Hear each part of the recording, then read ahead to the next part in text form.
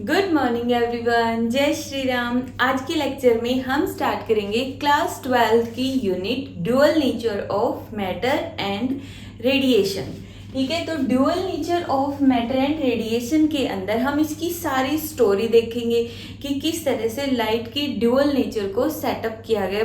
Means हमें पता चला कि लाइट के अंदर ड्यूअल नेचर होता है। उसके बाद फोटॉन्स के बारे में पढ़ेंगे। आज के लेक्चर में ये दो टॉपिक हो गए और इसके कुछ इंपॉर्टेंट न्यूमेरिकल्स होंगे। ठीक है, तो हम स्टार्ट करते हैं। सबसे पहले तो इसका नाम ही देख लेते हैं कि ड्यूअल नेचर मतलब जो यहाँ पे ये ड्यूअल है, ड्यूअल का मतलब क्या होगा? डबल नेचर की उसके दो नेचर हैं। ठीक है, किस किस के दो नेचर है? मीन्स एक तरह से वो मुखौटा टाइप नेचर हो गया कि एक पर्सन है, उसने मुखौटा डाला हुआ है। एक तो हम सामने से देखेंगे वो मुखौटा दिखेगा कि हाँ ये मुखौटा पहना हुआ। एक मुखौटे के नीचे का जो फेस होता है वो वाला। ठीक है, तो मीन्स यहाँ पे दो नेचर है। किस किस ने मुखौटा पहना हुआ है? और एक तो है मैटर और एक है ये रेडिएशन, जिसको हम वेव भी बोल सकते हैं। ठीक है, इन दोनों ने ही यहाँ पे एक मुखौटा पहना हुआ है। डबल नेचर को ये शो करते हैं। कैसे? कि जो मैटर है वो मैटर तो है ही, मीन्स उसके अंदर पार्टिकल्स तो हैं। ठीक है, पार्टिकल्स तो उसमें है, प्लस वो एक वेव की तरह भी बिहेव करता है। ठीक है, उसके साथ एक वेव जुड़ी हुई होती है, एक एनर्जी कनेक्टेड होती है उसके साथ। ठीक है, मैटर के साथ। मीन्स जैसे ये मार्कर है, अगर इस मार्कर के अंदर मोशन आ गई तो इसके साथ भी एक वेव जुड़ जाएगी। ठीक है, तो मैटर जो हो गया वो मैटर भी है, पार्टिकल्स भी है और वेव भी है। इसी तरह से जो वेव है ये वेव तो है ही है। ये तो इसका ओरिजिनल मुखौटे वाला, मुखौटे के नीचे का फेस क्या है कि इसके अंदर पार्टिकल्स भी होते हैं। ठीक है, कि वेव के अंदर पार्टिकल्स भी हैं। अब वो पार्टिकल्स क्या होते हैं, इसकी थ्योरी बहुत इंटरेस्टिंग है कि कैसे लोगों को पता चला कि ये जो लाइट आ रही है इसमें क्या है। ये तो दिख भी नहीं रही ऐसे प्रॉपर कि क्या इसके अंदर है, सिर्फ हमें ब्राइटनेस दिख रही है। ठीक है, तो इसकी थ्योरी को हमें स्टडी करना है कि कहाँ से शुरू हुई, किसके साइंटिस्ट ने इसमें अपना रोल प्ले किया है। ठीक है, तो स्टार्ट करें। यस, स्टार्ट करते हैं। चलो, तो हमें क्या स्टार्ट करना है? सबसे फर्स्ट टॉपिक जो हमारा है स्टोरी ऑफ वेव। वेव की स्टोरी देखते हैं। तो वेव की स्टोरी में सबसे पहले जो हमारी बुक्स के अंदर मिलता है नाम, वो है सर आइजक न्यूटन का, जो फिजिक्स में बहुत ही जगह आइंस्टीन और सर आइजक न्यूटन, तो उन्हीं की वजह से मोस्टली फिजिक्स है हमारे पास ये। ठीक है, तो जो सर आइजक न्यूटन है उन्होंने 17th सेंचुरी के अंदर, इसको अगर डेट याद ना भी रखनी है तो 17th सेंचुरी बोल सकते हो। ठीक है, 17th सेंचुरी में अपनी एक थ्योरी दी। पहले उस थ्योरी का नाम देख लेते हैं। उस थ्योरी का नाम था न्यूटन कॉर्पस्कुलर थ्योरी। अब ये जो कॉर्पस्कुलर थ्योरी है ये हमारे सिलेबस में तो नहीं है, बस थोड़ी सी इसकी स्टोरी वेव को समझने के लिए हम थोड़ा सा इसको स्टडी कर लेते हैं। ये वर्ड्स काफी बार सुनने को मिल सकता है, कॉर्पस्कुलर या फिर कॉर्पस्कल्स। ठीक है, तो न्यूटन्स कॉर्पस्कुलर थ्योरी में सर आइजक न्यूटन ने ये कहा कि जो लाइट होती है, कि जो लाइट है उसके अंदर टिनी छोटे छोटे डिस्क्रीट अलग अलग दिखने वाले और इलास्टिक पार्टिकल्स होते हैं। मींस ये जो पार्टिकल्स, इसने कहा कि लाइट के अंदर पार्टिकल्स होते हैं। तब तक जब तक ये न्यूटन सर ने पार्टिकल्स के बारे में नहीं बताया, तब तक हम सोचते थे कि लाइट के अंदर तो वेव ही है, दिख रही है तो ये वेव ही होगी, एनर्जी ही है, इसमें रेडिएशन ही है। तो सर आइजक न्यूटन ने कहा कि नहीं, इसमें रेडिएशन नहीं होती है, इसमें तो पार्टिकल्स होते हैं। और वो पार्टिकल्स कैसे होंगे? उस पार्टिकल्स का नाम इन्होंने दिया कॉर्पस्कल्स। कॉर्पस्कल्स नाम दे दिया क्योंकि उस टाइम तक हमें फोटॉन्स, क्वांटा इसके बारे में नहीं पता था। तो देखो हम पहुंचेंगे कि फोटॉन्स और क्वांटा कहाँ से आए हैं। तो सबसे पहले आइजैक न्यूटन ने कहा कि वो जो पार्टिकल्स हैं, वो जो कॉर्पस्कल्स हैं, वो टीनी है, बिल्कुल छोटे छोटे और बहुत ही माइन्यूट माइक्रो साइज के अंदर है। फिर डिस्क्रीट भी हैं। डिस्क्रीट मीन्स अलग अलग दिखते हैं, ऐसे हैं, एक तरह से हमें ऐसे अलग अलग पार्टिकल्स दिख रहे हैं, अलग अलग है, डिस्क्रीट है। उसके बाद इलास्टिक भी है। इलास्टिक मतलब जब वो किसी दूसरे पार्टिकल के साथ कोलाइड करते हैं तो उनकी एनर्जी कंजर्व रहती है, मतलब एनर्जी और मोमेंटम कंजर्व रहता है, इसलिए इन्होंने बोला कि वो पार्टिकल्स इलास्टिक इन नेचर होते हैं। ठीक है, तो इन्होंने ये पार्टिकल की इंट्रोडक्शन दे दी। जैसे किसी भी मूवी के अंदर हम पहले उसके कैरेक्टर्स की इंट्रोडक्शन देते हैं, तो ना यहाँ पे जो वेव की स्टोरी है तो उसमें हमने सबसे पहला कैरेक्टर इंट्रोड्यूस करवा दिया कॉर्पस्कल्स, और उसकी कैरेक्टरिस्टिक्स के बारे में भी बता दिया कि उसके अंदर ये प्रॉपर्टीज होती हैं। ठीक है, तो उन्होंने कहा कि लाइट के अंदर टीनी डिस्क्रीट इलास्टिक पार्टिकल्स होते हैं और ये पार्टिकल्स लाइट की स्पीड से ही ट्रेवल करते हैं, और लाइट की स्पीड हमें पता है ये कितनी होती है, c3 × 10⁸ मीटर पर सेकेंड। ठीक है, तो उन्होंने कहा कि लाइट की स्पीड से ट्रैवल करते हैं, वो स्पीड बहुत ही ज़्यादा होती है। अब इतनी हाई स्पीड से जब पार्टिकल्स मूव करेंगे, चाहे वो जिगजैग मूव भी कर रहे हो तो भी हमें लगेगा कि वो स्ट्रेट मूव कर रहे। क्यों? क्योंकि उनकी स्पीड बहुत ही ज़्यादा होती है। तो इतनी हाई स्पीड की वजह से हमें पता चला कि वो जो पार्टिकल्स हैं वो स्ट्रेट लाइन में मूव कर रहे हैं। ठीक है, और स्ट्रेट लाइन में मूव कर रहे पार्टिकल उनका नेचर है। तो इसकी हेल्प से उन्होंने एक्सप्लेन कर दिया रिफ्लेक्शन और रिफ्रैक्शन। बट जो इंटरफेरेंस है और डिफ्रैक्शन है, इंटरफेरेंस और डिफ्रैक्शन, इनको एक्सप्लेन नहीं कर पाए थे। एक लिमिटेशन तो ये होगी कि जो न्यूटन्स की कॉर्पस्कुलर थ्योरी है इसको हमने रिजेक्ट क्यों किया है। प्रॉपर तो रिजेक्ट हुई नहीं, क्योंकि इसने स्टार्टिंग तो कर दी कि लाइट के अंदर पार्टिकल्स होते हैं, बट फिर भी इसको रिजेक्ट क्यों किया गया। एक तो नेचर की इसने इंटरफेरेंस और डिफ्रैक्शन को एक्सप्लेन नहीं किया। दूसरा इसका रीजन था कि इन्होंने कहा कि जो लाइट की स्पीड होती है वो डेंसर मीडियम के अंदर, जो डेंसर मीडियम है वहां पे ग्रेटर होती है रेयर मीडियम के कंपैरिजन में। ठीक है, डेंसर में लाइट की स्पीड ज्यादा होती है रेयर के कंपैरिजन में, और इनकी इसी बात की वजह से, जो कि एक्सपेरिमेंटली गलत मिली, एक्सपेरिमेंटली हमने देखा कि रेयर मीडियम में लाइट की स्पीड ज्यादा होती है डेंसर के कंपैरिजन में। इसी वजह से न्यूटन की कॉर्पस्कुलर थ्योरी को हमने रिजेक्ट कर दिया। ठीक है, तो यहाँ तक स्टोरी समझ में आई इसकी। सबसे पहले सर आइजैक न्यूटन ने कॉर्पस्कुलर थ्योरी दी, उसके बाद देखते हैं, अब ये थ्योरी तो हो गई रिजेक्ट। उसके बाद फिर अलग अलग साइंटिस्ट आए, कुछ का कंट्रीब्यूशन हम पढ़ते, कुछ का नहीं पढ़ते, बट बहुत सारे साइंटिस्ट इस पे लगे रहे होंगे। ठीक है, तो नेक्स्ट आए सर हाइजन, 17th सेंचुरी में ही। सारी डेट याद रखने की इतनी नीड है नहीं, बस वैसे याद रख लो। सर हाइजन ने भी क्या दिया कि जो लाइट है वो, उन्होंने कहा कि लाइट वेव नेचर की होती है, लाइट वेव नेचर की होती है। और इसके साथ ही 1886 के अंदर, या बोल सकते हो 18th सेंचुरी में जेम्स क्लर्क मैक्सवेल ये साइंटिस्ट आए। इन्होंने इलेक्ट्रोमैग्नेटिक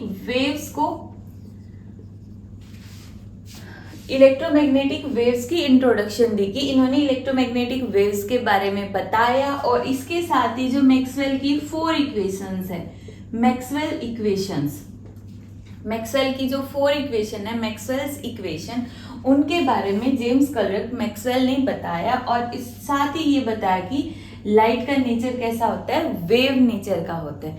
ठीक है, तो अभी तक ये यहाँ पे वेव एक्सप्लेन करता है कि लाइट, न्यूटन ने कहा था कि पार्टिकल नेचर की है, इन्होंने बोल दिया नहीं पार्टिकल नहीं वेव नेचर की है वो तो। ठीक है, फिर प्रॉब्लम क्या आई, एक बार के लिए तो हमने मान लिया कि ठीक है लाइट के अंदर वेव नेचर है, बट जब फोटो इलेक्ट्रिक इफेक्ट को एक्सपेरिमेंट करने लगे वेव नेचर मान के तो एक्सप्लेन नहीं हुआ। तो इसकी लिमिटेशन क्या थी यहाँ से कि photoelectric effect, photoelectric effect, Compton effect, Stark effect जो कि इलेक्ट्रिक फील्ड से रिलेटेड होता है, तो इन सारे इफेक्ट्स को वेव मान के हम एक्सप्लेन नहीं कर पाए। तो यहाँ से इसके वेव नेचर को भी नेग्लेक्ट कर दिया गया। नेग्लेक्ट नहीं हुआ, एक तरह से इन्होंने कहा कि जो लाइट होती है ठीक है वो सिचुएशनशिप में है, मतलब जब उसको वेव की तरह बिहेव करना होता है वो वेव की तरह बिहेव करती है, और जब उसको पार्टिकल की तरह बिहेव करना होता है वो पार्टिकल की तरह बिहेव करती है। मतलब लाइट किस में हो गई, सिचुएशनशिप में हो गई है।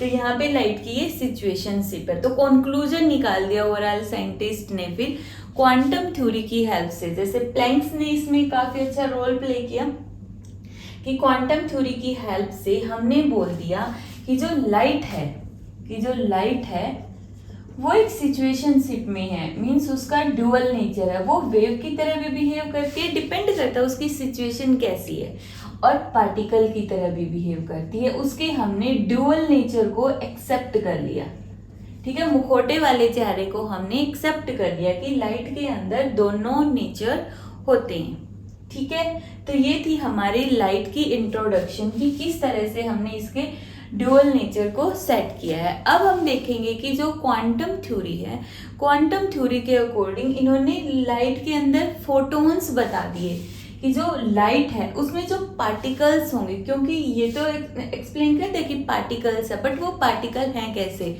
कॉर्पस्कल्स तो हम नहीं ले सकते क्योंकि उसके अकॉर्डिंग तो लाइट की स्पीड डेंसर मीडियम में ज़्यादा होती है और रेयर में कम, तो उसको तो छोड़ दो। तो यहाँ पे प्लैंक्स के क्वांटम कॉन्सेप्ट की वजह से, क्वांटम थ्योरी की वजह से बोला कि जो पार्टिकल्स हैं वो क्वांटा है या फोटोन है। तो इन्होंने पार्टिकल का नाम क्या दे दिया कि वो फोटॉन्स हैं। अब ये फोटॉन्स क्या होते हैं, इनकी इंट्रोडक्शन हम अभी स्टार्ट करते हैं। तो हमारा सेकंड टॉपिक है फोटोन।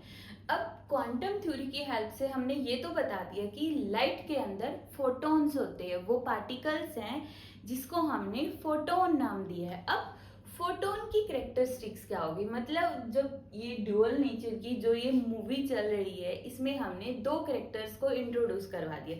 सबसे पहले तो हमने इसकी ओवरऑल स्टोरी देख ली कि हाँ इसकी स्टोरी है, उसका कैरेक्टरिस्टिक्स यही है। अभी हमने देखा कि यहाँ पे फोटॉन्स होते हैं, लाइट के अंदर क्या होते हैं, फोटोन। अभी हम यहाँ पे मैटर को स्टडी नहीं कर रहे कि मैटर किस तरह से वेव की तरह बिहेव करेगा, वो आने वाले लेक्चर्स में देखेंगे, ठीक है। तो अभी हमने रेडिएशन से स्टार्ट किया कि कैसे रेडिएशन है, क्या उसके अंदर पार्टिकल्स क्या क्या है, उसका ड्यूअल नेचर क्या क्या है, ठीक है। तो अभी हम देखेंगे फोटोन। फोटोन के बारे में पता चल के किसने दिया था, क्वांटम थ्योरी से हमें फोटोन मिला, और क्वांटम थ्योरी के अंदर सबसे इंपॉर्टेंट रोल किसने प्ले किया, प्लैंक्स ने प्ले किया, ठीक है। तो प्लैंक्स ने क्वांटम थ्योरी के अंदर ये बताया कि जो लाइट है उसके अंदर फोटॉन्स होते हैं। अब वो जो फोटॉन्स होते हैं उसकी कैरेक्टरिस्टिक्स क्या होती है, मीन्स उसके अंदर क्या क्या चीज़ें होती है, उसकी इंट्रोडक्शन देनी है। जैसे कि हम अपनी इंट्रोडक्शन देते हैं कि मेरा नाम ये है, मेरी हाइट इतनी है, वेट इतना है, तो हम कैरेक्टरिस्टिक्स बताते हैं ना कि हाँ ये प्रॉपर्टीज़ हैं। तो यहाँ पे फोटोन की प्रॉपर्टीज, हमारी प्रॉपर्टीज में फोटोन की प्रॉपर्टीज के बारे में हम स्टडी करेंगे, ठीक है। अब फोटोन के बारे में देखते हैं। सबसे पहले तो फोटोन है क्या, ठीक है। फोटोन क्या है, एक पैकेट ऑफ एनर्जी है। देखो इसको थोड़ा सा समझते, जैसे हवा होती है वो हमें दिखती तो नहीं है इतनी कि ये हवा है, ठीक है। अब हवा को हम पैकेट में कैसे मान लेते हैं, जैसे गुब्बारे के अंदर हवा क्लोज हो गई, ठीक है, तो वो गुब्बारा क्या होगा, पैकेट ऑफ एयर, यही होता है। हालांकि गुब्बारे के अंदर तो एक्सटर्नल चीज आ गई कि गुब्बारा है और उसके अंदर हमने हवा भरी है, बट इसमें ऐसा कोई पैकेट है नहीं कि पैकेट ले और उसमें एनर्जी डाल दी, एक तरह से उसमें एनर्जी का स्पार्क से है, जैसे स्पार्किंग होती है ना, एक स्पार्क हुआ फिर दूसरा स्पार्क हुआ, तो यहाँ पे भी वो स्पार्किंग ही हो रही है एक तरह से, कि वो स्पार्क्स हैं जिसको हमने नाम दे दिया कि वो फोटॉन्स है। ठीक है, कि वहां पे फोटॉन्स आ रहे हैं, पैकेट्स ऑफ एनर्जी आ रही हैं। तो क्वांटम थ्योरी ने बोला कि जो फोटोन है, जिसको हमने क्वांटम थ्योरी में क्वांटा नाम भी दे दिया है, क्या नाम दे दिया, क्वांटा। तो इन्होंने कहा कि जो फोटॉन्स होते हैं, फोटॉन्स है क्या, packet of energy, packet of energy. Photon packets of energy होते हैं, एक्चुअल में पैकेट नहीं है, एनर्जी का पैकेट होता है वेव ही। इसको हमने पार्टिकल मान लिया है कि ये क्या है, पार्टिकल है, फोटोन पार्टिकल। अब जैसे गुब्बारा हो गया, गुब्बारे से अगर हम किसी को हिट करते हैं, अगर उसमें हवा है, हिट करते हैं तो फील होता है। कोई भी चीज यहाँ पे ऐसे मारकर हमने रख दिया, गुब्बारे के साथ इसको हिट करेंगे, मारकर गिर जाएगा, तो मतलब एक तरह से वो पार्टिकल की तरह बिहेव कर गया, क्योंकि अगर वो सिर्फ रेडिएशंस होती तो गिरता नहीं, इसकी वजह से मारकर, रेडिएशन तो सिर्फ इस पे गिरेगी और इसकी वजह से हम, रेडिएशन की वजह से इसमें रिफ्लेक्शन होगा और हम इसको देख सकते हैं, मार्कर है यहाँ पे रिफ्लेक्शन की वजह से। तो यहाँ पे उन्होंने कहा कि वो पैकेट ऑफ एनर्जी है, एनर्जी ही है, एक तरह से है रेडिएशन ही, बट उसको हमने ऐसे एक तरह से हमने उसको बांध दिया है, जैसे स्पार्किंग हो गई ना, स्पार्किंग को हमने बांध दिया कि स्पार्किंग है वो अलग है, एक तो ओवरऑल लाइटनिंग हो गई, एक स्पार्क्स हो रहे हैं अलग अलग। तो इसी तरह से यहाँ पे बोला कि जो फोटोन्स है वो पार्टिकल है एनर्जी, बस उस एनर्जी के पैकेट है, मतलब एक तरह से कुछ डिस्क्रीट हमने निकाल दिया है यहाँ पे। तो यही जो डिस्क्रीट है इसको हमने फोटोन का नाम दे दिया और जिसको हमने पार्टिकल बोल दिया है। अब जो ये पैकेट ऑफ एनर्जी है, इसकी एनर्जी है कितनी, अगर हम एक फोटोन की बात कर रहे हैं तो एक फोटोन की एनर्जी हो गई h न्यू। अब ये जो फ्रीक्वेंसी है, ये है फ्रीक्वेंसी, इसकी नोटेशन अलग अलग कर देते, कई लोग f कर देते, कुछ n कर देते हैं, ठीक है, तो हम न्यू बोल देते हैं, न्यू, ठीक है, h न्यू। h क्या है, प्लैंक्स कांस्टेंट, प्लैंक्स कांस्टेंट, जिसकी वैल्यू कितनी होती है, 6.64 इंटू 10⁻⁻34 जूल सेकेंड। 6.6 से लिख सकते हो, इतना करेक्ट लिखने की भी वो नहीं, 6.6, और एक वैल्यू और होती है 4.14 इंटू 10⁻⁻15 इलेक्ट्रॉन वोल्ट सेकेंड। अगर इलेक्ट्रॉन वोल्ट में देखना तो 4.14 इंटू 10⁻⁻15 इलेक्ट्रॉन वोल्ट, और अगर हमें जूल में देखना है, ये वैल्यू जो है न्यूमेरिकल्स में इनकी जरूरत पड़ती है, कि अगर इलेक्ट्रॉन वोल्ट में तो वो कैलकुलेशन से बच जाएंगे हम, थोड़े से काम चोरी टाइप, ठीक है, कैलकुलेशन से बचने के लिए हमने ये डायरेक्ट सॉल्व करके बता दिया कि इलेक्ट्रॉन वोल्ट में इतनी इसकी वैल्यू होगी। तो एनर्जी के बारे में हमें पता चल गया। अब एनर्जी के बारे में एक और पॉइंट है कि जो ये एनर्जी होती है, ये एनर्जी सिर्फ इसकी काइनेटिक एनर्जी होती है, फोटोन के पास कोई इंटरनल एनर्जी नहीं होगी, फोटोन के पास कोई भी इंटरनल एनर्जी नहीं होगी। क्यों नहीं होगी, काइनेटिक एनर्जी होगी, इंटरनल एनर्जी नहीं है। क्यों नहीं है, क्योंकि उसकी कोई इंटरनल स्ट्रक्चर है ही नहीं, फोटोन की इंटरनल स्ट्रक्चर नहीं है। मतलब एक तरह से अगर हम बोलते हैं वाटर, वाटर के अंदर इंटरनल स्ट्रक्चर है कि हाइड्रोजन ऑक्सीजन हाइड्रोजन एक बॉन्ड बना रही है, ठीक है, तो उसके अंदर इंटरनल एनर्जी भी है, बट फोटोन की कोई इंटरनल एनर्जी नहीं होती है, मतलब उसके अंदर कुछ है ही नहीं पार्टिकल टाइप का, मतलब ऐसा कोई इंटरनल स्ट्रक्चर, कोई इंटरेक्शन हो ही नहीं रही है, ठीक है। तो यहाँ पे ये पॉइंट ध्यान रखना है कि फोटोन की सिर्फ काइनेटिक एनर्जी होती है, ठीक है। अब देखो हो गया ये नेक्स्ट पॉइंट,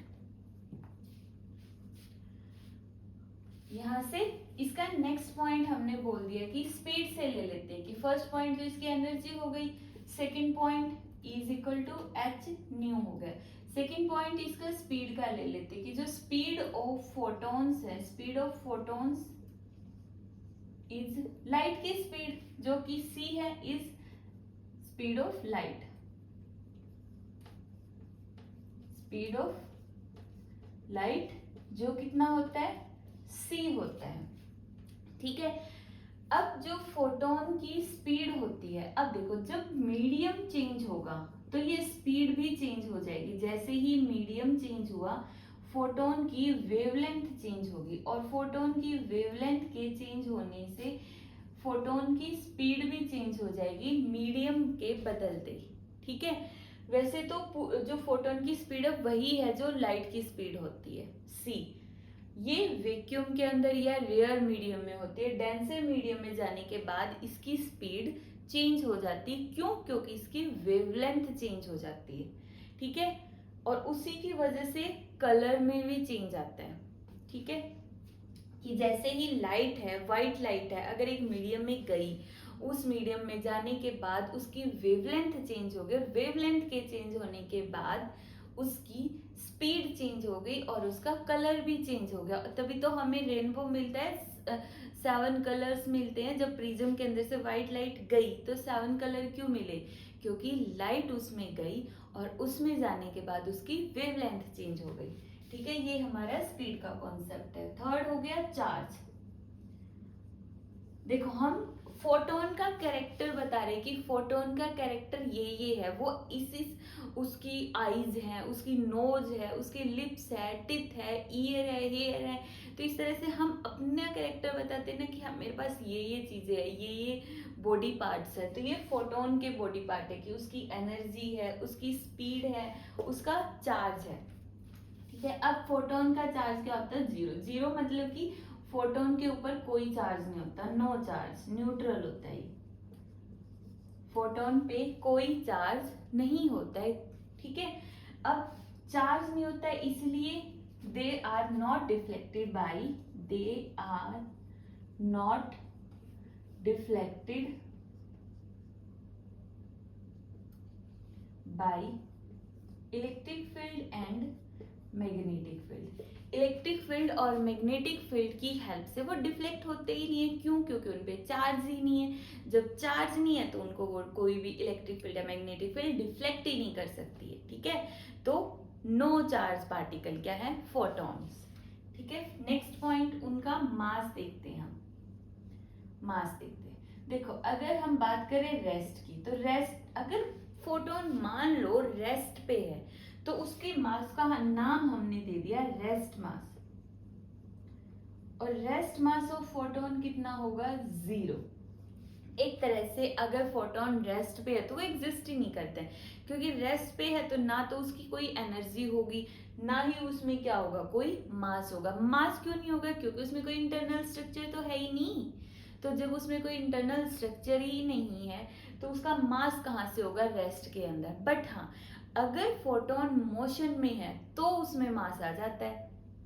ठीक है, मतलब देखो पार्टिकल में मास नहीं है, लेकिन जैसे ही वो मोशन में गया उसके अंदर मास आ गया। तो यहाँ पे वो वाला मास देखते हैं कि जब पार्टिकल मोशन में है तो पार्टिकल के मोशन में होने की वजह से मास आएगा, वो कितना होगा? अगर पार्टिकल मोशन में है तो दैट मीन्स अब फोटोन है, मोशन में है, तो उसमें कुछ एनर्जी होगी, is equal to h nu. और अगर पार्टिकल मोशन में है तो सर आइंस्टीन की इक्वेशन की हेल्प से E किसके इक्वल होता है? M c square. अगर एक फोटोन है, मूव कर रहा है वैक्यूम के अंदर या रेयर मीडियम में, स्पीड c है, तो उस टाइम पे उसकी एनर्जी mc स्क्वायर भी हो गई। ये तो प्लैंक्स के अकॉर्डिंग होगी, जो क्वांटम थ्योरी से हमें पता चली कि फोटोन की एनर्जी इतनी होती है।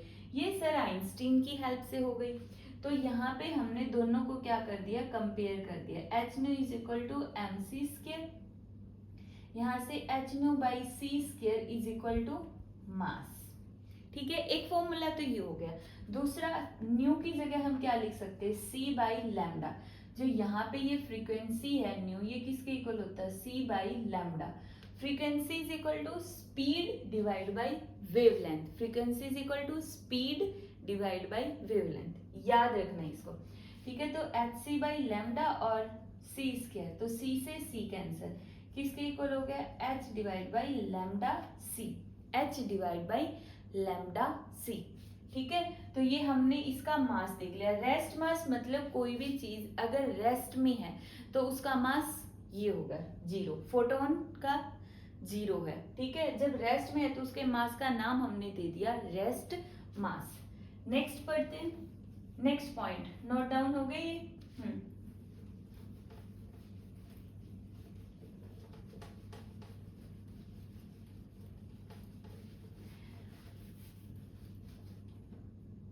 नेक्स्ट पॉइंट हम इसका देखेंगे। देखो थ्योरी है, इतना रट्टा नहीं मारना, बस इसको थोड़ा समझ के पढ़ना कि जैसे हमारे बॉडी पार्ट्स है उसी तरह फोटोन के भी एक तरह से बॉडी पार्ट्स ही हैं कि उसके अंदर ये है। ये फोटोन का हमने एक तरह से ऐसे बता दिया है कि ये एक फोटोन हो गया है। सबसे पहले उसका हेड है, मतलब कि सोचने समझने की क्षमता, उसकी एनर्जी हो गई। आइज को हमने क्या बोल दिया कि चार्ज भी है उसका, बोल रहा है मतलब उसकी स्पीड भी है कुछ ना कुछ। तो इस तरीके से यहाँ पे हमने बोल दिया कि उसका मास भी है।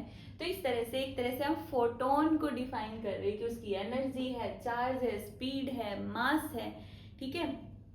अब देखो उसका मास है तो दैट मीन्स उसका मोमेंटम भी होगा कुछ ना कुछ। अगर मास है तो उसका मोमेंटम भी होगा, मोमेंटम है तो इसका मतलब वो किसी चीज पे फोर्स भी डालेगा, फोर्स डालेगा दैट मीन्स वो प्रेशर भी क्रिएट करेगा। जो ये वाली टर्म्स है हम कल के लेक्चर में, नेक्स्ट लेक्चर में स्टडी करेंगे। देखा, मास होने की वजह से मोमेंटम आ गया, मोमेंटम की वजह से फोर्स आ गया, फोर्स की वजह से प्रेशर आ गया। तो ये इसके बॉडी पार्ट्स पढ़ रहे हैं हम, तो ठीक है, इजी है, बहुत इजी है। देखो next fourth point, momentum of photon. यहां पे लिख सकते हो कि photon has mass so it exert momentum. तो इसका मोमेंटम भी है, मास है तो मोमेंटम भी है, लिख सकते हो या डायरेक्ट लिख लो मोमेंटम। अब मोमेंटम का फॉर्मूला क्या होता है, P, ठीक है। वैसे तो डायरेक्ट लिखना हो तो P is equal to h by lambda, but अगर इसको सॉल्व करना तो एनर्जी का फॉर्मूला क्या होता है, एच न्यू, और एनर्जी को मोमेंटम की फॉर्म में जैसे mc स्क्वायर है तो इसको mc इंटू सी लिख सकते हैं, तो pc लिख सकते हैं, ठीक है। तो यहां से देखो momentum is equal to E by c, E by c मतलब h न्यू बाई सी। अब न्यू को सॉल्व कर दो, h c by lambda, c से सी कैंसिल, तो P is equal to h by lambda, ठीक है। तो ये आ गया मोमेंटम। मोमेंटम किसके ऊपर डिपेंड कर रहा है, तो वेवलेंथ पे डिपेंड कर रहा है। जैसे ही लाइट की वेवलेंथ है वो चेंज हो गई तो उस फोटोन का मोमेंटम चेंज हो गया, ठीक है। तो मोमेंटम हो गया। अब मोमेंटम वही तभी एग्जिस्ट कर सकता है जब किसी बॉडी का मास होता है। जब किसी भी बॉडी का मास होता है दैट मीन्स उसका मोमेंटम भी होता है। अगर हम रेस्ट मोमेंटम देखें, रेस्ट मोमेंटम मतलब जब फोटोन रेस्ट में है तो क्या तब उसका कोई मोमेंटम है, नहीं। मोमेंटम कब आता है, जब कोई भी पार्टिकल का मास होता है तभी उसके अंदर मोमेंटम आता है, और वो मास मोशन में होता है, ठीक है। क्योंकि मोमेंटम की डेफिनेशन में ही हमें पता चल रहा है कि मास इनटू वेलोसिटी, ठीक है। तो कोई भी पार्टिकल का अगर मास है दैट मीन्स उसका मोमेंटम है। तो ये हो गया मोमेंटम। उसके बाद इसका नेक्स्ट पॉइंट हमारे पास आ गया कि कोई भी लैंप हो गया उसकी पावर है, जैसे कोई भी लैंप है या फिर सोर्स है लाइट का, उसकी पावर P है, ठीक है। पावर क्या होती है, देखो पावर का मतलब होगा energy divide by time.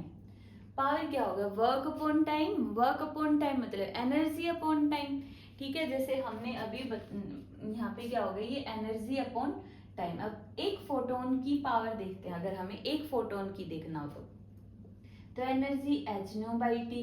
But अब लाइट के अंदर लैंप से जो लाइट निकल रही है उसमें एक फोटोन तो नहीं होता है ना, उसमें क्या होता है, बहुत सारे फोटोन्स होते हैं।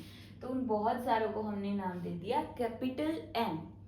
यहाँ पे इंपॉर्टेंट है कैपिटल एन, ये वाला बड़े वाला एन, ठीक है। अब ये जो बड़े वाला एन है इसको हमने इतना हाईलाइट क्यों करके क्यों बताया, क्योंकि न्यूमेरिकल्स में कंफ्यूजन हो जाएगी। अभी मैं यहाँ पे लिख दूंगा small n h nu. Small n क्या है, स्मॉल एन है number of photons per unit time, number of photons per unit time. तो कई बार जैसे न्यूमेरिकल्स में, अभी हम इसके बाद न्यूमेरिकल्स करेंगे तो पूछ लेगा number of photons per unit time बताओ। तो number of photons per unit time मतलब कि capital N divide by T बताओ, ठीक है। Capital N divide by T मतलब number of photons per unit time. अगर सिर्फ नंबर ऑफ फोटॉन्स है तो कैपिटल एन बताना है, और number of photons per unit time है तो स्मॉल एन हमें बताना है, ठीक है। अब जो यहाँ पे पावर है वो हो गई एन एच न्यू, और नंबर ऑफ फोटॉन्स बताने मतलब power P divide by energy of one photon, energy of one photon, क्योंकि एच न्यू आएगा और एच न्यू क्या है, सिर्फ एक फोटोन की एनर्जी है, total energy n h nu है, ठीक है। ये हमें पावर मिल गई। उसके बाद नेक्स्ट अब इसके ऊपर न्यूमेरिकल करेंगे क्योंकि इसके न्यूमेरिकल काफी इंपॉर्टेंट है, ठीक है। तो नेक्स्ट पॉइंट देखते हैं इसका कि जो फोटॉन्स होते हैं क्या ग्रेविटी का उस पर इफेक्ट पड़ता है। अब एक न्यूमेरिकल आया हुआ है कि एक फोटोन है ऊपर से गिर रहा है, आसमान से बारिश की तरह गिर रहा है, उस फोटोन की कुछ फ्रीक्वेंसी है, तो जैसे ही वो ग्राउंड पे पहुंचा क्या उसकी फ्रीक्वेंसी में चेंज आएगा या फिर वही फ्रीक्वेंसी रहेगी। तो चेंज तो आएगा ऑब्वियसली, कि वो ऊपर से आ रहा है नीचे, वो चेंज कितना होगा, ये न्यूमेरिकल एक नेक्स्ट न्यूमेरिकल जो हम पढ़ेंगे इसके ऊपर ही, इसी कॉन्सेप्ट पे होगा। तो लास्ट है कि जो photons are attracted by gravitational field, gravitational field मतलब ग्रेविटी इनको अट्रैक्ट कर रही है। तो ये थी सारी फोटोन की कैरेक्टरिस्टिक्स। दोबारा से देख लेते हैं कि फोटोन की क्या थी, एनर्जी थी, फोटोन का क्या था, चार्ज था, फोटोन की क्या थी, स्पीड थी, फोटोन का मास था तो मोमेंटम था, ठीक है। और फोटोन की पावर होगी, वो दौड़ रहा है ना, ये लगा लो पावर होगी, कि वो भाग रहा है मतलब कि एनर्जी डिवाइड बाई टाइम। भागना एनर्जी डिवाइड बाई टाइम नहीं होता, वैसे हम बता रहे कि उसके अंदर पावर है, कैपेसिटी है टू डू वर्क, ठीक है। Time rate of to do work, कि कितने टाइम में वो कितना काम कर रहा है, तो उसके अंदर पावर भी है। और ये सारा का सारा जो फोटोन नाम का इंसान है, पृथ्वी उसको अपनी तरफ खींच रही है गुरुत्वाकर्षण बल से, मतलब कि ग्रेविटेशनल फील्ड से फोटोन को अट्रैक्ट भी कर रही है। तो ये इसके 6 पॉइंट्स हैं मोटे मोटे, ठीक है। अब हम इसके न्यूमेरिकल्स देखेंगे।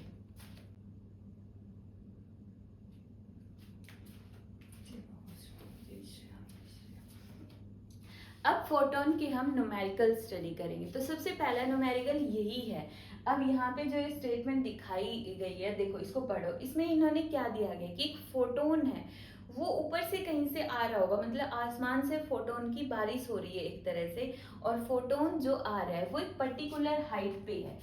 मान लेते हैं कि ये हमारी ग्राउंड है, ये हमारा ग्राउंड हो गया, और ये ग्राउंड से जो हाइट है वो h हाइट हो गई।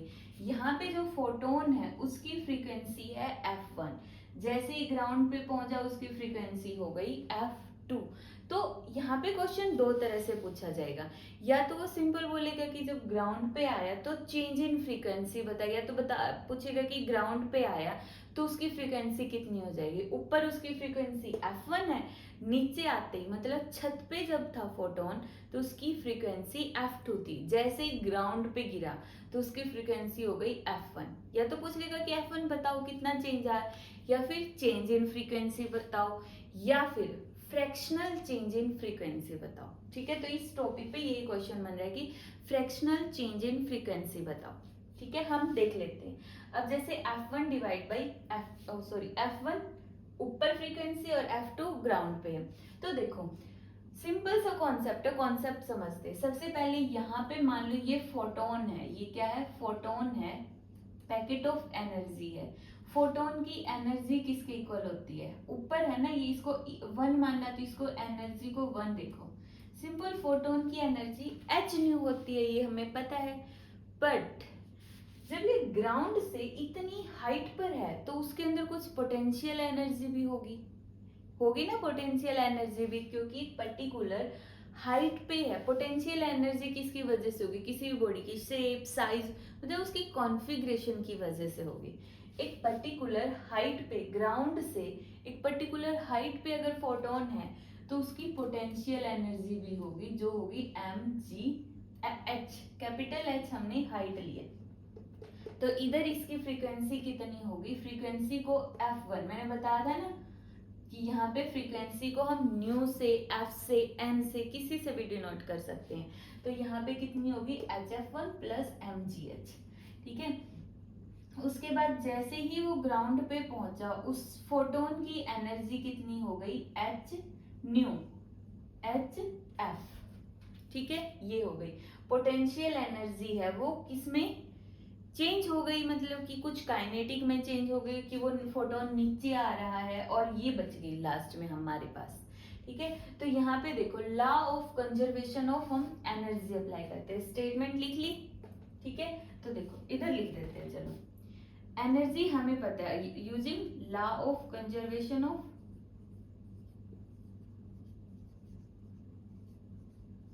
एनर्जी। खुद ट्राई करना होता है सब, कोई भी क्वेश्चन अगर हम यहाँ पे सॉल्व करवाते हैं तो पहले उस क्वेश्चन को थोड़ा सा खुद ट्राई करो, थोड़ा सा, जैसे हम ट्राई करते जाएंगे, चाहे ना भी आओ फिर भी ट्राई करो, गलत ट्राई कर लो, क्योंकि गलत भी ट्राई करेंगे एक तो क्वेश्चन हमारे सबकॉन्शियस में जाएगा, जो हमारे सबकॉन्शियस माइंड होता है ना, वहाँ पे वो क्वेश्चन जाएगा कि हाँ ये क्वेश्चन मैंने किया तो था बट गलत हो गया, कोई बात नहीं, गलत हो गया तो बट किया था, है ना। तो इसी तरह क्वेश्चन सोल्व करना है बस, चाहे हो ना हो कोई फर्क नहीं पड़ता, सोल्व करो क्वेश्चन को, 1 बार 2 बार 3 बार, जितनी तुम्हारी श्रद्धा हो उतनी ही बार क्वेश्चन को सोल्व करो। तो ये हमने सोल्व कर दिया। Law of conservation of energy, यहाँ पे कितना है, hf1 प्लस mgh, ग्राउंड पे आते ही hf2, ठीक है। अब देखो मास, मास को तो सॉल्व करना पड़ेगा, मास को तो हम ऐसे नहीं रख सकते, मास को सॉल्व करने की जरूरत नहीं, वैसे हम लिख चुके फोटोन की प्रॉपर्टी के अंदर कि, तो मास हमारे पास, इसको मास,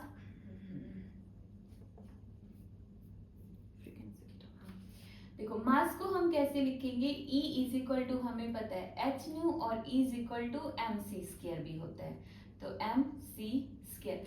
मास को हमें फ्रीक्वेंसी की टर्म में लिखना पड़ेगा, क्योंकि फ्रीक्वेंसी है दी है ना यहाँ पे क्वेश्चन में, तो mass is equal to h nu by c square. तो इधर मास की जगह वैल्यू पुट करो, h फ्रीक्वेंसी ऊपर है ना फोटोन, तो ऊपर वाले फोटोन की फ्रीक्वेंसी देखेंगे तो hf1 divide by c square g h is equal to hf2।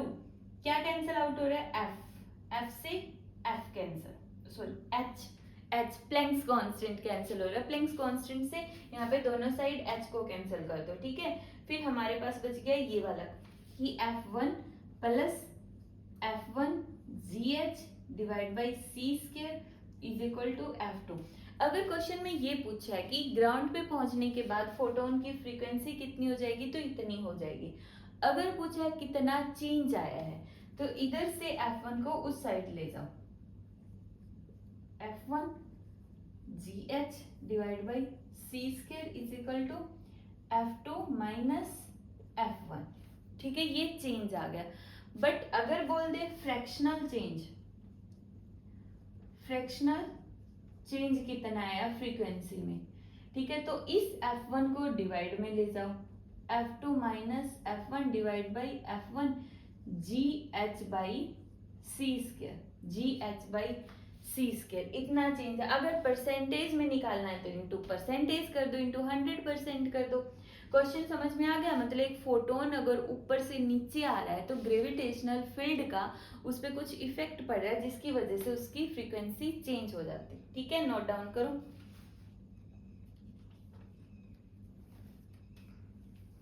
ठीक है, देखो नेक्स्ट क्वेश्चन।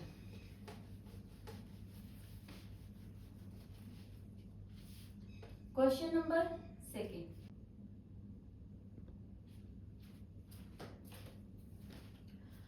अब सेकंड क्वेश्चन है। सेकंड क्वेश्चन में इन्होंने टीवी का कॉन्सेप्ट दिया। जैसे हमारे मन में कई बार आता है ना कि हम ये वाला चैनल सेट करते हैं, इस पे यही वाला सीरियल क्यों आता है।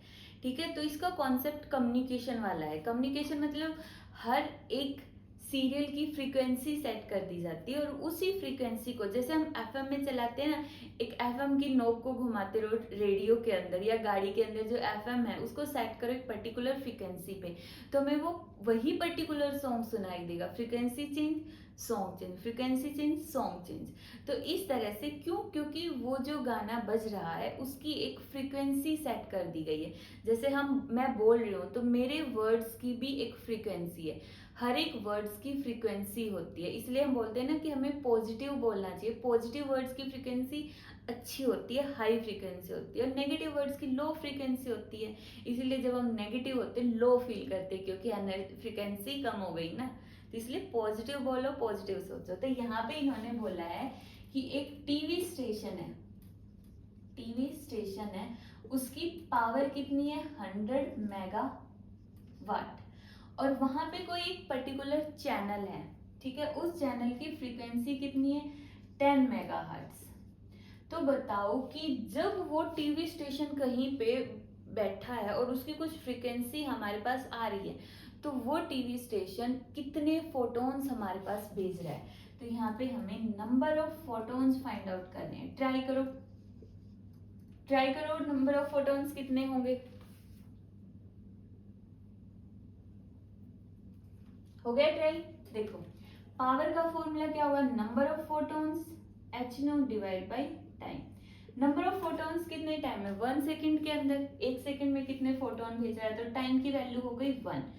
n निकालना है तो p t divide by h0। p power कितनी है 100 mega 10 raise to the power 6, h 6.6 10 raise to the power minus 34, nu 10 mega, फिर से 10 रेज टू द पावर 6, इतने नंबर ऑफ फोटॉन्स होंगे।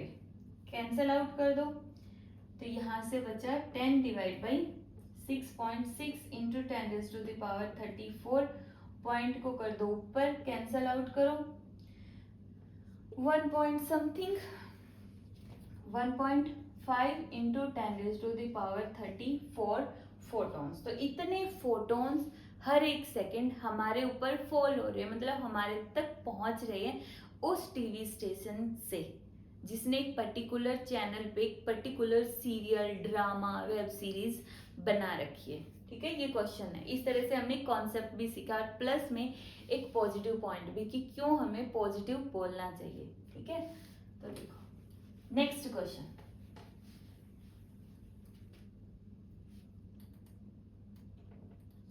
नेक्स्ट क्वेश्चन पढ़ो और ट्राई करो।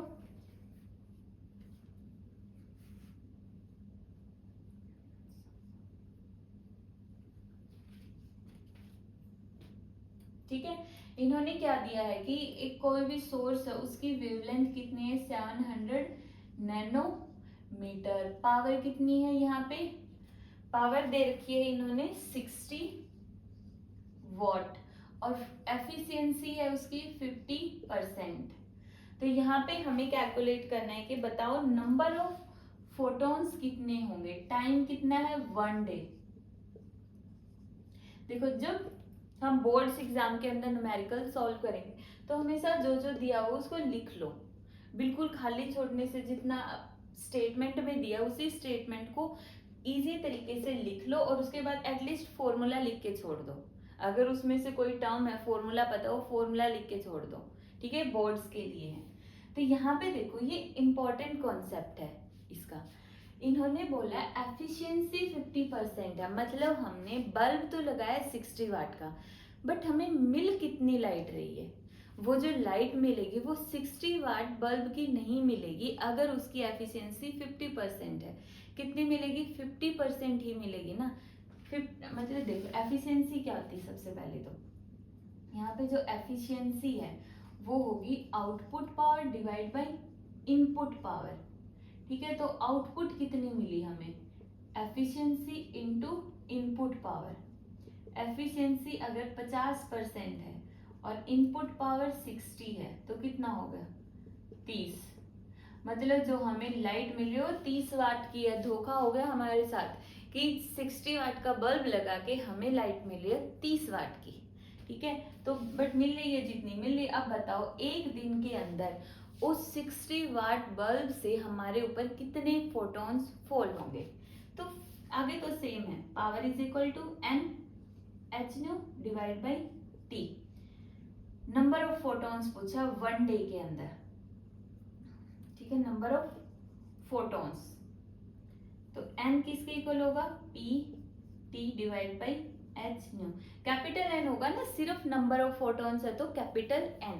तो यहां से देखो p कितना है 30, क्योंकि 30 ही मिल रही है ना 30 वाट का, टाइम 1 डे। 1 डे मतलब एक दिन, एक दिन में 24 घंटे, एक घंटे में 60 मिनट, 60 मिनट, एक मिनट में 60 सेकेंड। ठीक है, ठीक है, ये एक घंटे में 3600 सेकेंड मल्टीप्लाई बाई 24, ये इसको भी मल्टीप्लाई करके याद रख सकते हो। उसके बाद एच सी 6.6 इंटू 10⁻⁻34। फ्रीक्वेंसी कितनी दे रखी है, फ्रीक्वेंसी नहीं दे रखी है, वेवलेंथ दे रखी है। तो फ्रीक्वेंसी की जगह सी इंटू लैम्डा कर सकते हैं, सी 3 इंटू 10⁻8, लैम्डा 700 नैनो -9। नैनो गाड़ी नहीं है, नैनो वेवलेंथ है, 10⁻⁻9। इसको सॉल्व करो, इसको सॉल्व करोगे तो हमारे पास आंसर आएगा 9 इंटू 10⁻24 फोटॉन्स। ठीक है, 9 इंटू 10⁻24 फोटॉन्स होंगे। कैलकुलेट कर लेना, कैंसल आउट कर लेना जो जो चीजें कैंसल हो रही है। ठीक है, तो ये थे हमारे फोटॉन्स के कुछ न्यूमेरिकल। ठीक है, तो मिलते हैं नेक्स्ट वीडियो के अंदर, तब तक के लिए इसको अच्छे से पढ़ के आना, अच्छे से। ठीक है, और पॉजिटिविटी के साथ कि हाँ इजी हो जाएगा, ड्यूअल नेचर ऑफ मैटर हमारा हो जाएगा। जी।